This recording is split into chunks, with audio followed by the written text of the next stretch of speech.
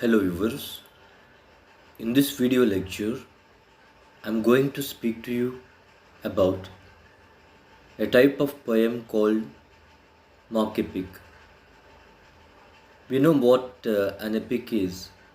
An epic is a long narrative in verse which has a great personality as its hero. Here, this particular type of poem called mock epic imitates the conventions fixed for writing an epic, but with ludicrosity, that is, with humor, not seriously, but with the intention of having fun.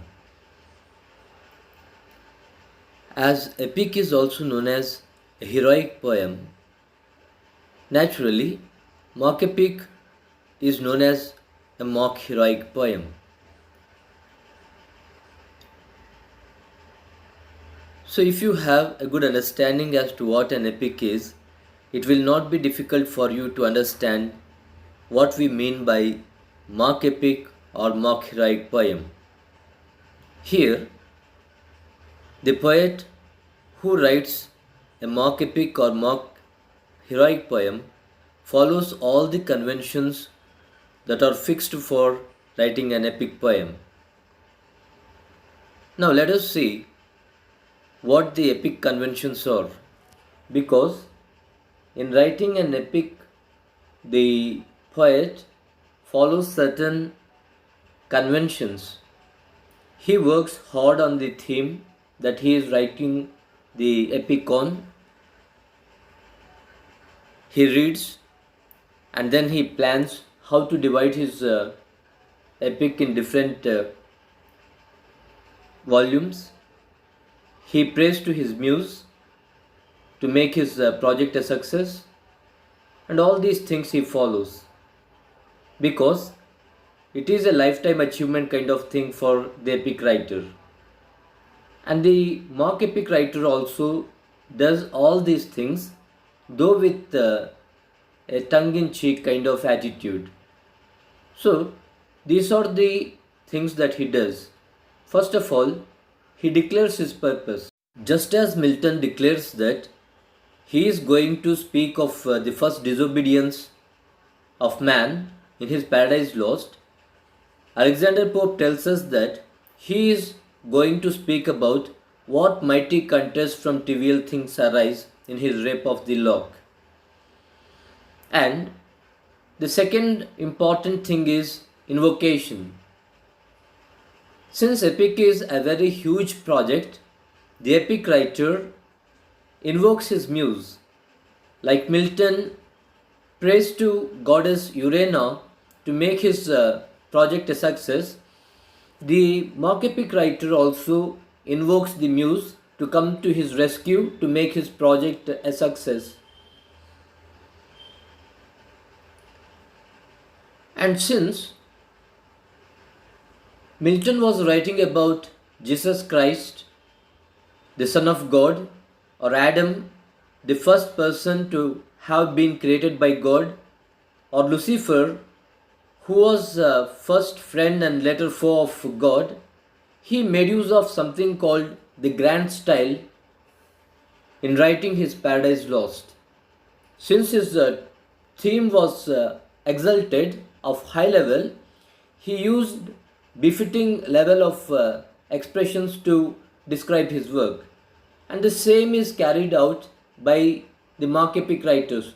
Though the theme is lowly, though the theme is a simple one, he gives it a very high importance, very high kind of language and expressions are used to describe his low topic. Or sometimes, though the topic is of an exalted level, he attaches a very low kind of language to describe it. That is, the mock epic writer ensures that there is mismatch between the theme and the treatment it is given. If the theme that he is dealing with is a high level one, is a great one, exalted one, he gives it a very low treatment, a very low kind of treatment. so that there is mismatch between the high level topic and the low level treatment that it is given. If the topic itself is lowly, of a low type, then the poet gives it a very high level treatment so that there is mismatch between the topic and the treatment. And as far as this genre is concerned, Dryden and Pope are the masters of this genre. By genre we mean a different type of work of art. Novel is a genre, drama is a different genre, again comedy of humors is a different genre, comedy of manners is a kind of genre. Genre is a French term, it is not genre, it is genre, it's a French term, and it is used to describe different types of works of art. And as far as this genre is concerned, Dryden and Pope are undoubtedly the chief practitioners as well as masters of this particular genre.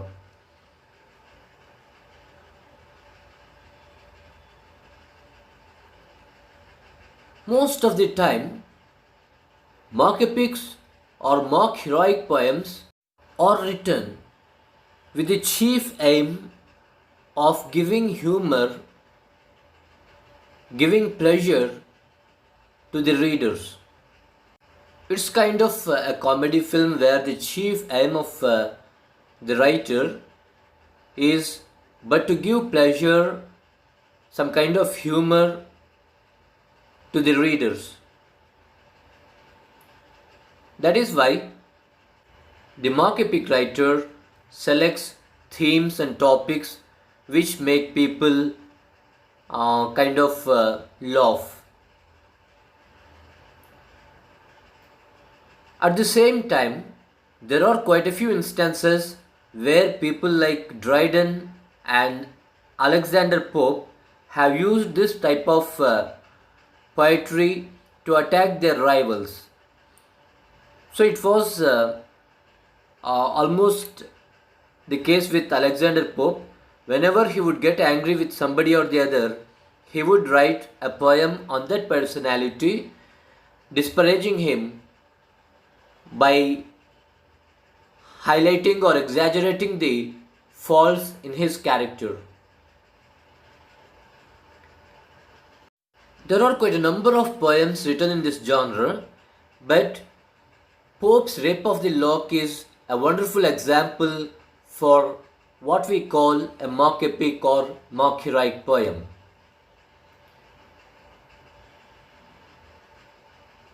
Pope has divided it into 5 cantos, and in all these he follows the epic conventions to the core.